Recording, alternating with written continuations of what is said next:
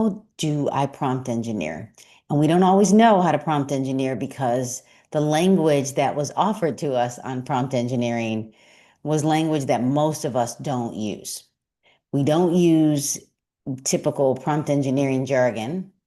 And sometimes we think that prompt engineering is what, as I just kind of upload my computer here, is what is for engineers. But prompt engineering, as I talked about yesterday, is just organizing your thoughts.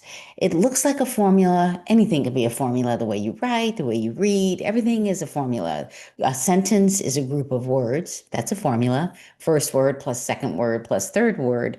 And we also have formulas that are in mathematics, and we can look at mathematics or science in that way. So what I'm going to do is I'm going to show you what that looks like. And we're going to use specifically three parts of the formula. So yesterday I talked about parts of the formula, and I'm going to go over those parts. The parts of the formula, if you go to OpenAI, platform.openai.com, their formula is in terms that is understandable for the public is you ask the generative AI or ChatGPT, Gemini, Perplexity a task. You give it a task. You have a persona, you give it context, an exemplar. Sometimes there's a particular format, tone, or the exemplar might not just be an example that you copy and paste. It might be you uploading a document. So sometimes we use all of those. Very rarely do we use all of those, but sometimes we just use parts of it, maybe two parts. You give it a task and context. You tell AI who you are. You might be a teacher, you might be an entrepreneur, you might even give it more context, like who you are as a person. Now, the first time you use ChatGPT, because we're going to go into ChatGPT, it doesn't know who you are. So it does learn a little bit about you. And some of you are thinking, oh my gosh, generative AI is learning about me. Well, you know that Instagram, TikTok, YouTube, the internet kind of figures out who you are. Because if you start talking about a purse, you pick the brand, a product that you want to buy, all of a sudden it seems to fall in the feed. And you're like, how did they know? Just mention one of your favorite stores that you shop at, and it will come up in your feed. So it's here, it's not going anywhere. If you're a little bit frightened about it, generative AI is here too. So we're going to kind of play in the sandbox here, and I'm going to share my screen. So let me do that for you. Let me minimize just slightly so you can see my screen. And let me share a little bit about generative AI and the format. I'm going to show you what I want to do. So this is my screen. This is ChatGPT. This all came up because my twin sister and I are presenting at a conference in a couple of weeks, and we realized, we should talk about it and give people something they can take away with them. And noise to navigation on Amazon, typically it's $4.99, $9.99, but we were like, cut it in half so real estate agents can take it with them and we can sign it for them because a few people were like, we want it now. So we just did that. So we're going to live in ChatGPT. We say AI and generative AI in the book. We don't necessarily, if we use ChatGPT, we might say Perplexity and Copilot and other avenues of using generative AI. But what I want to do is let's go back for a moment and let's look at a prompt. Again, we're going to give it a prompt, and the prompt is going to be about, I'm going to show you a PDF. And this PDF is a PDF from the National Center of Statistics. And let me grab it for you because I feel like you should see the document. It's rather large.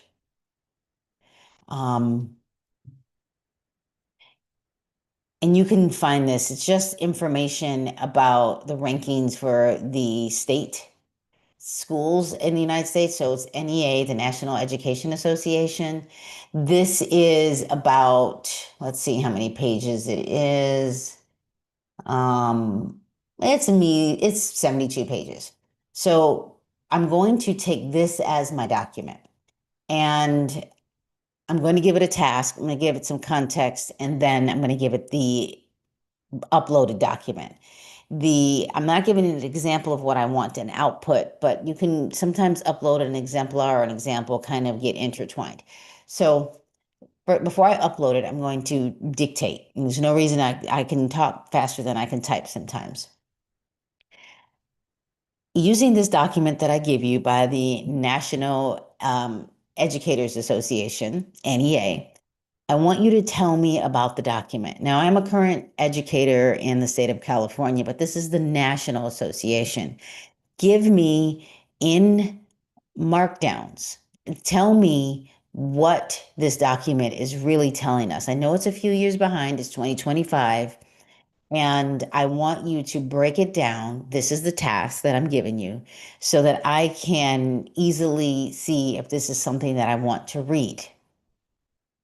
So this time I gave it a little bit of a format because I wanted to do it in bullet formats. Sometimes I don't always do that, but I did add that. So task, telling it what to do. Context, I told it that I was an educator already, and I asked it to do something and organize it. So now I'm going to hit this plus sign, hit add files. This is the file. Let it upload completely. You can see that it's thinking. Once this arrow is blacked out again, you can select and it will start to think for you.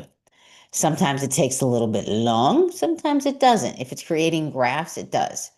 Now, here it is. It's telling you a little bit about the document. When I said markdowns, markdowns are, bold, italics, headers, things that I want to quickly see. That's what a markdown is. What is this document? Here's the publisher, National Education Association. Purpose to provide factual state by state data on how the U.S. funds, staffs, and supports the public. So as an educator, if you work in a school district, this is something you might want to know. If you are a leader in the school, maybe parents want to know how the schools are funded. Maybe you're running for the board and you're like, I kind of need to know. You can find your state in here and we can ask it that. If you are a real estate agent, this is something I know that you have to be equally tell your clients the same thing. Maybe you're doing a presentation. This is a document that you can tell them about, and you can use it as a resource because it's the same. That I learned from my twin sister. So you can use that as a place to say, hey, you can look at this document. Now I'm going to tell you, no client of yours is going to read this, but you could create a pamphlet and you could reference this for your community, for your state, because everybody will get the same information. You could do that. You could take this information, throw it into Canva. If you don't know about Canva, you can go to my twin sister's YouTube page and learn all about Canva. I don't talk too much about it, but I do love it. Carrie Joe Little.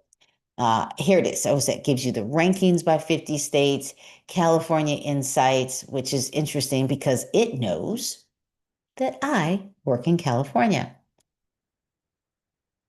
So if you want to be a teacher and you want to get paid more, come to California. Well, but the housing is probably really expensive, but I'm not a real estate agent, so I can say all those things. But you can find communities, for example, that you could function in and make good money. Okay, estimates of 2023, enrollment slight decline. Yeah, that's true. National trends, revenue. Look, I can even copy this table and put it in my pamphlet or my presentation. Teacher and student data at a glance. Like, wow, like this is amazing. And then why it matters. This is kind of an interesting thing to look at because if you're, again, real estate agent, give the same thing. If you're a teacher, district leader, you might want to know this running for the board. But this is just me uploading. Now, it's giving me and referencing some things, image markdown summaries. It's telling me where to go. And I don't know that I even want to go there, but sometimes you're like, I probably should vet this. It's a PNG, meaning it's a picture. So I'm going to copy it and see what happens. Let's see. Sometimes you want to vet whatever you're looking at. That's why it's not even found. So doesn't even give it to me. So I might even say your markdown summaries didn't work. Bottom line, the NEA reports is a national benchmark tool. Great. This is perfect. I am going to say I want you to know that your PNGs didn't work. So if you wanted to point out a page that I could do, go to reference, that would be great. But could you really focus on the state of California, the state of Illinois, and the state of Florida, and the state of Texas? Put all of their data in a table just so that I can see it, so that I understand every piece of data that you have in this document. Let's see what happens. Now, of course, it's going to give me what I said first. I'm going to enter it, see what happens. And just so you know, artificial intelligence is not your friend. It can be used as like a buddy, a partner, a think tank, but it is not your therapist. It is not your doctor. You're going to ask, just like Google, Dr. Google, hey, I have these symptoms. What's wrong? It will usually send you to, hey, you should ask your doctor. I'm not a doctor. But if you push it a little bit, it might do some things. It's not your friend. Talk to humans. It is just a tool to help you get better and mirror the things that you're learning. So here it is. Here's a table. I'm going to copy it and see what happens. So it gives me the rankings and estimate summaries. So here are the categories. I didn't even have to think. Oh my gosh. This is beautiful. Category, California, Illinois, Florida, and Texas. By the way, those of you that live in Illinois, I so wanted to say the state of Chicago because, when people ask us what state we live in, not there anymore, we'll say Chicago. That is not a state. We confuse people around the country, totally confuse them. Um, but look at this total public schools. Look at how many public schools are here. Texas is right there with California, Illinois, Florida, about 100,000, a million difference. Average daily attendance, by the way, we define average daily attendance in the state of California by the students who come to school in most districts, not all. If students are at school, they get funding. That freaks some families out, like, well, why is it my problem if I don't come to school and you don't get the funding? That is a thing. Like the more money that your school or district has, the better the more that they can provide services. And yes, they can pay teachers more, and teachers tend to stay. Not that, it's the value of what you get. So think about that. And then the number of teachers in each state. Woohoo! I want to question that. I'm questioning that too. Like, why do they have more? But I would go verify it and say, I could say, what pages are the number of teachers on? And then go look quickly to see if it's really true. Number of instructional staff, because you can have instructional staff that supports teachers in the classroom. Student to teacher ratio. Ooh, we have the highest ratio of student to teachers. I have questions. Like now I have different questions. And notice that this Ask ChatGPT came up. That's a new thing. That is an aha moment right now. I have questions. Like I almost want to click on it to see what happens. Oh, it just sends me back here about this number. Ooh, that's a find. So now I can reference it and say, are there more teachers in the state of Houston? I don't know if it'll know because it's a very factual document.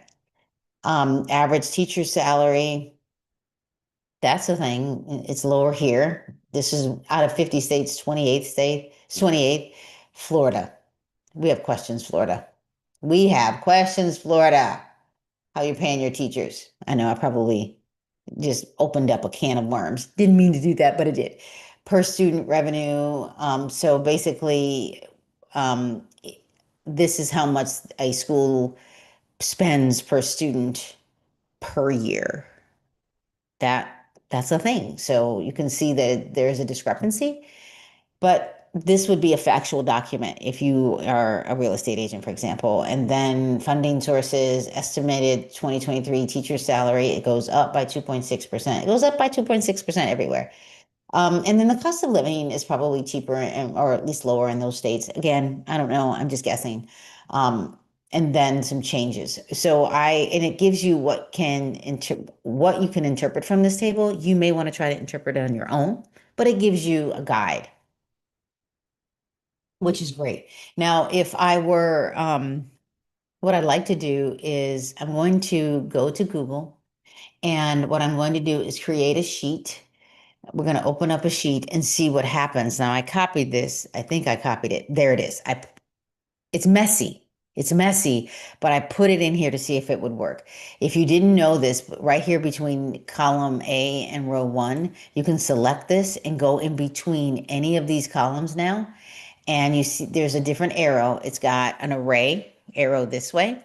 And if you double click on it, it expands it. Like, oh, now if I really wanted to get creative, I can stay in this area, hit format, wrap, and then when I go to just this column, it'll wrap it for me and I can still see it.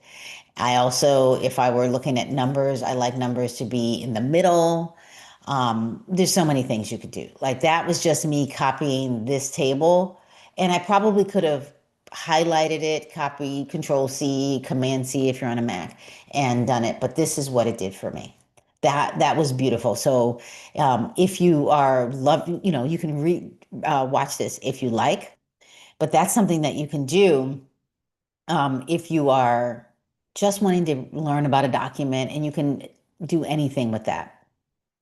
So the prompt engineering that we used was we asked it a task, we gave it a task, we gave it some context, and we gave it an example of, or we uploaded a document and asked it to do something with the document.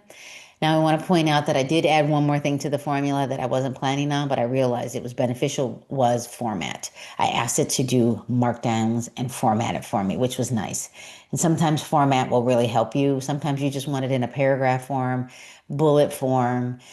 Sometimes you just want, give me a brief summary. That's a format just to see if you even want to read that document, but I do recommend it. So thank you so much for watching. I'll see you tomorrow morning. And if you are interested in the book, you can grab it in the link or any of the other last two lives that I did yesterday and the day before. It is on Amazon. You can just type in noise to navigation and my sister's name, Carrie J. Little, Carrie Joe Little. It's Mina Joe and Carrie Joe. They do rhyme. And we'll see you at the NAR conference in little less than a week. I'm very glad that you were able to watch and have